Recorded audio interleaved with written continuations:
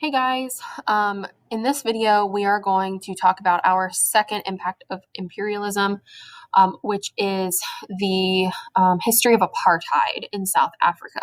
So, we are going to be taking a look at what exactly apartheid means today, as well as how it ended in the country of South Africa. So, use this video to complete the note slides on the Pear Deck, please. Oops. And just like last time, you'll want to add a text box on that Pear Deck slide to fill in the blanks. So let's get some context. Let's talk about South Africa first. This is the country of South Africa that you see on the slide. It is a pretty big country, and it is located at the southern tip of the African continent. And it was imperialized by the Dutch. This was an area given to the Dutch during the scramble for Africa. Now, recently, South Africa is ranked upper middle class, meaning, pretty wealthy by the World Bank. And that's largely because it has a lot of resources like gold. Businesses are headquartered there as well. It also has the largest economy in Africa. So it's pretty well off if you look at data.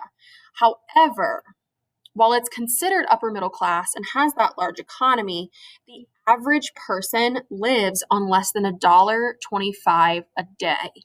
So, we're looking at today, how is that possible? How does a country with the largest economy have people living on so little? How can that possibly be? And our answer, in part, lies in apartheid. Sorry, that was a really bad joke. But apartheid, literally, this translated, it comes from Afrikaans, which means apartness or separateness. And what it was the official segregation of races enforced by the South African government, which, if you know anything about imperialism, which you guys are all experts now, that South African government was not composed of native people. It was of whites. It was Europeans, the Dutch. So apartheid began during those colonial times when the Dutch took over South Africa. It was a way for the white minority, the Dutch, to kind of keep control over the black natives. And you can kind of think about a comparison here to Rwanda, which we talked about yesterday. These European countries are going to come over, and they're going to try and divide, the native people up into different groups and pit them against one another, or they're going to try and separate them as far away as they can from the Europeans. Apartheid is then officially introduced into the government during the elections of 1948, and it will stay that way through like the 1990s. So it's for about 50 years. And there are laws in place that keep apartheid going. As I've mentioned, the white minority in South Africa, the government specifically, used apartheid, these laws of segregation, to control the black majority. So if you're thinking about American history, this is very similar to the segregation we had in the South and Jim Crow laws, right? You had, white-only restrooms, white-only restaurants, schools as well.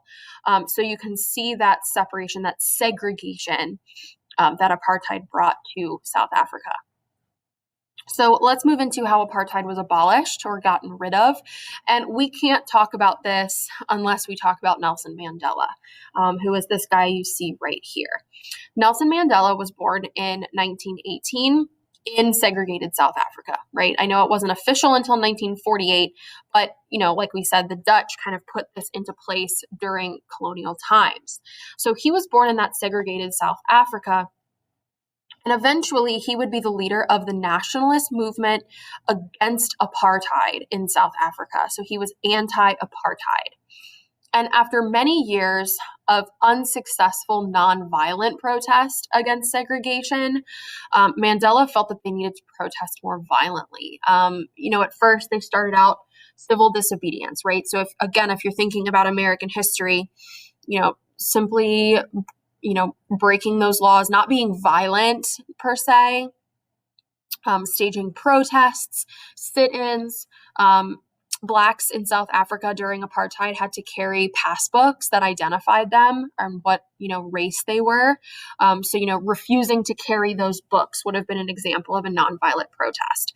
But that was not successful. And there was a tipping point, or the last straw for Mandela, when a nonviolent protest did turn violent. And he and his other anti-apartheid leaders decided to protest more violently. Eventually, he was arrested and he was sentenced to life in prison. And he did spend 27 years in an 8 by 8 foot jail cell. So that is super tiny.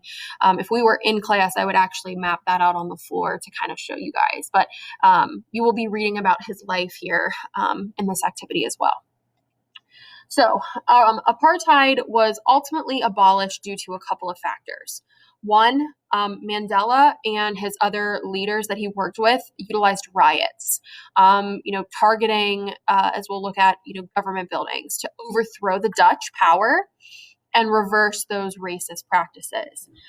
These riots and their, violent or more violent attacks are going to focus attacks on government buildings, and that's going to force the South African governmental leaders to change their positions on apartheid. Apartheid is eventually abolished and gotten rid of in 1990. And for the very first time in its history, South Africa has a democratic election. And of course, Nelson Mandela was elected president in that very first election in over 300 years. And in 1994, he took office. All right, folks. So that is the end of our notes video. You will actually take a look at these pictures in a bit, but make sure to fill in those blanks on your Pear Deck slides and let me know if you have any questions. See you later.